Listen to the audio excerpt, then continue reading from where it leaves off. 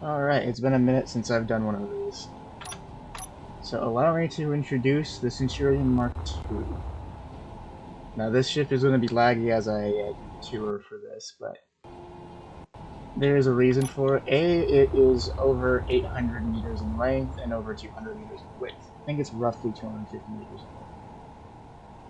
It's also enormously tall, and it is a composite grid, which is something I've been working on perfecting for several years now. As you can see, there's this line right here that bisects the front section. So this is an entirely separate grid held on by connectors to this grid, which is then held on by connectors to this grid. And I had to use a couple dozen connectors, which is what allows the fuel lines to flow through. So far in my experiments, it seems to work relatively well. It's just, you have to pack a lot of gyroscopes and thrusters into the main section that you're planning on steering the ship from. And it will just have to drag the other sections around, which is a little annoying. But I've used the thruster multipliers mod and some of these repulsor lists, so it seems to function relatively decently. So let's start with the outside. So we have 600mm triple turrets scattered along the broadside and along the central axis, which gives them better field of fire. Each of these turrets are super firing. Every cannon on this ship, with the exception of some of the defensive cannons, like these rocket turrets, and the smaller defensive guns, can shoot directly forward and in a sweeping arc to the sides and rear, which gives it a wide angle of fire. We've got lots of rocket launchers. We have rocket farms, either flechette missiles, which are good for either you can swap the munitions out for versions that are good at breaking through shields, or just use them to destroy smaller ships like corvettes and frigates pretty quickly. We have a lot of these defensive flak cannons, Gatling guns, burst cannons. We have smaller turrets. We also have over 600 of these longbow missiles that shoot, I think it's around 330 per side, so you can shoot left or right or both. We've got Oculus point defense lasers. We've got Atlas PDCs, Riptide flat cannons. We've got shield generators. Each section has a pair of shield emitters and a reactor room of its own that allows it to power those shields. We have redundant shields in each section, so each section has its own set of separate shields that are this type. The front, I think, has around 12 to 16. I think the center one has around 20 to 24, and this one has around 24 to 32-ish. So the top right here we have the bridge. It's rather large, and it's because I had to armor it, make it consistent with the rest of the ship, and just so that you can understand how freaking tall this thing is. That's roughly 11 thrusters from top to bottom. And we have more of the little rocket pods. Most of the ship is mirrored top and bottom, so it should be exactly the same. So you're going to get relatively similar levels of firepower. The only difference is that the bridge has some of the smaller point defense turrets on top of it to protect the bridge, because this is kind of an important structure. And we have some detailing around the antennas and areas. I like it because it breaks up the shape a little bit, makes it look nice. So I already closed the hangar bay, so we'll just go into the bridge. I ended up giving the bridge a lot wider front window than I usually do, but the window is not terribly useful because the 600mm cannon is a little in the way. You can see upward. If you walk forward, you can see around, but you can't exactly see directly forward. So we have, these are just stairways that go down to the rest of the ship. We have the Empire-style command pits with a central walkway. We've got some projectors. I need to figure out a better way to use a lot of this wasted space on the sides. But as I said earlier, you can't, it's 4 or 5 layers of glass. You can see forward pretty well above the turret, but you can't see directly ahead, and vision to the sides is restricted. But that's partly just because there's so much heavy armor. And my game's lagging. There it is. I could have removed some of these side panels and tried to throw windows in there, but that would compromise the structural integrity. And this ship is meant to head face first into combat. We have a second sort of war room where you can sort of scheme away.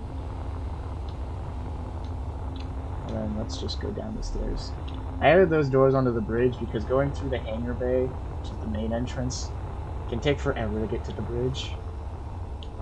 I also had to use a bunch of different gravity generators in order to get this thing to work. So the gravity is a little bit wonky in some places it's about 2 times. So these reactor rooms are identical, they're mirrored across the hallway. So we have a whole bunch of reactors. This is a creative-only ship, so its entire power comes from these reactors. There's no batteries, there's no production, there's no pressurization or atmosphere or oxygen, anything. No cargo storage containers.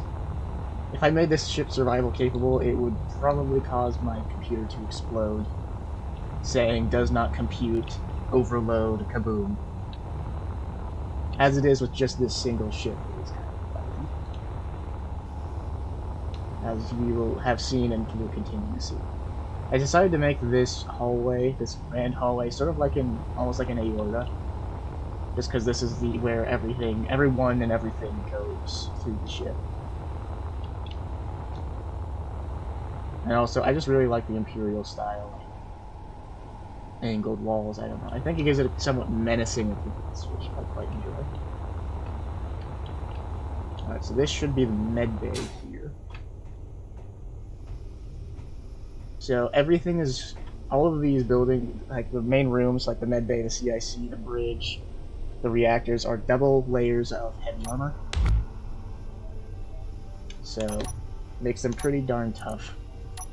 And that's on top of the rather heavy main belt of armor that covers pretty much the entire ship except for like the extreme ends to the left and right.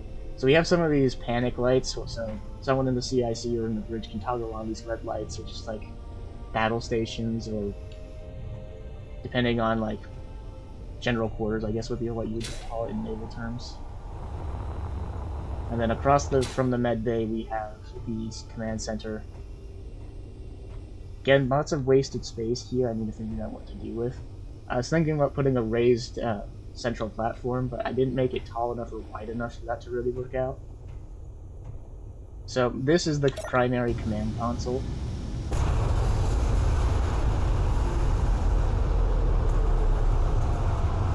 So I don't know if the guns are shooting at something. It sounds like something. So, like I said, you can control it. It can be relatively responsive, but it's not lagging itself to death. But for some reason, because of the way that the gyroscopes work, the thrusters in the front are actively resisting the fact that I'm trying to rotate it. So you have to overcome it with a large amount of force. And my game is not enjoying this. It's because I made it way too darn big. And I will build bigger because I'm stubborn and stupid. So if I had a more powerful PC with better RAM, it might work. Also, because of the way that it works, once you get it going in a different direction, it will keep going that way for a while. So while you can turn it, it is relatively sluggish in response. So this is the main hangar. So we have 12 connectors with spacing for pretty large fighter bombers that I usually use. Just give you some extra wiggle room and some headroom so you can get it out more easily. I'd say it is terribly easy. So if I go ahead and go up to the top, I can open the hangar doors.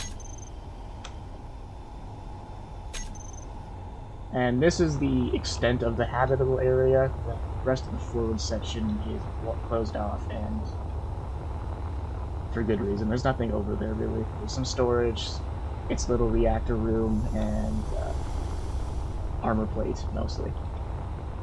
So here's all the repulsor lifts and the doodads that make this ship function. I think this is 3 shields wide by like, both long by 4 shields wide, and stacked 2 on top of each other. So let's see, that's roughly, 3 times 4 times 4, 48. Somewhere between 30 and 48 shield generators. So here's the seam on the inside, and the connectors that hold it all together. The front section is better attached to the center section than the rear section is, because it's held together by 4 connectors. And then I designed the ship around where the seam is. So this was just my marker when I was building it. And here's more of the repulsors that make the ship work, because all of this weight of armor is enormous. If I were to just dig down,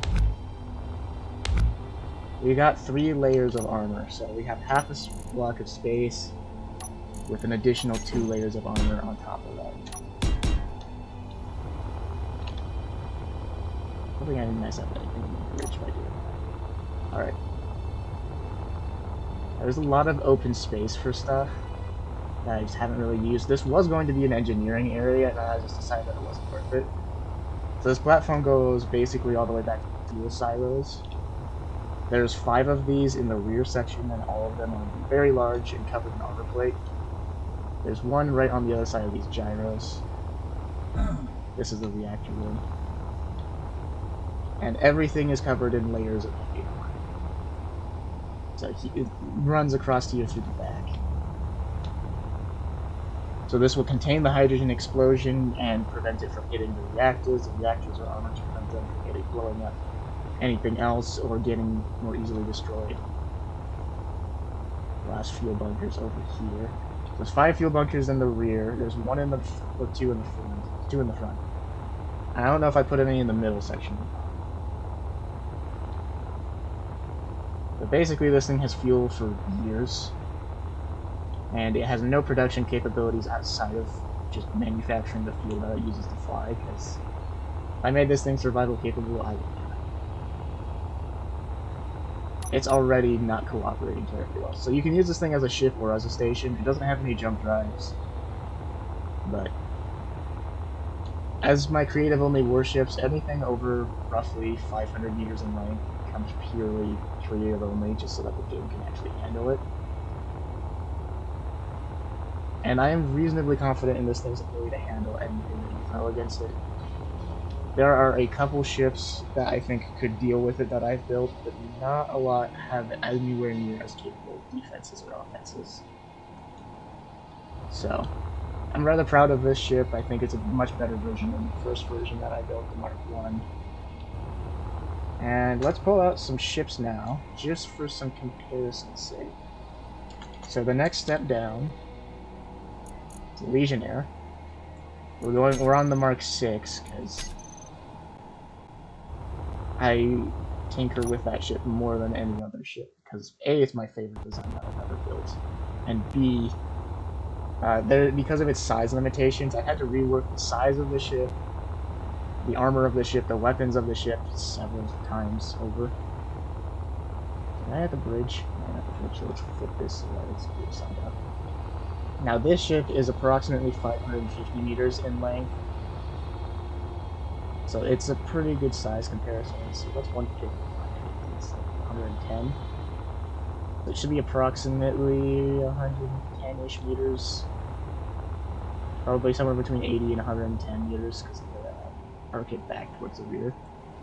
Is it too close? There we go. Let this ship have, the game have a hernia loading the ship. So, the Centurion in the size classes is a medium cruiser, the Legionnaire is a light cruiser. So, the natural progression of the size of the ship indicates that the Centurion is literally the next step up. And we can see how big of a step that is. I actually scaled the ship based on the side profile of these guns. So the Legionnaire has a similar main armament of 600mm cannon, has a lot fewer of them, and it's much closer to a destroyer leader, or as a light cruiser, it's more of a scout ship, versus the Centurion is your generalist cruiser, destroyer, frigate, and basically just deals with literally everything. It's got big guns, it's got pretty good defenses, it's not fast. It's fast in a straight line. If you try and rotate that thing, it's not going to do it. And then it has much better carrying than the Legionnaire. It has double the carrying because it's 12 and the Legionnaire is 6. And I just figured putting the two side by side gives you a pretty good comparison of why I had to make this into 3 sections and why the game is having this work. Now, at some point, I'm planning on having an image where I just take a whole bunch of my ships and then make a fleet out of them, but I don't know if my game will survive. It would be like a Centurion, 2 or 3 Legionnaires, several destroyers and frigates and corvettes and gunships, and a carrier or 2. I still need to work on this faction having a fleet carrier, which is in the works. So that will probably be the next video on Space Engineers that I do.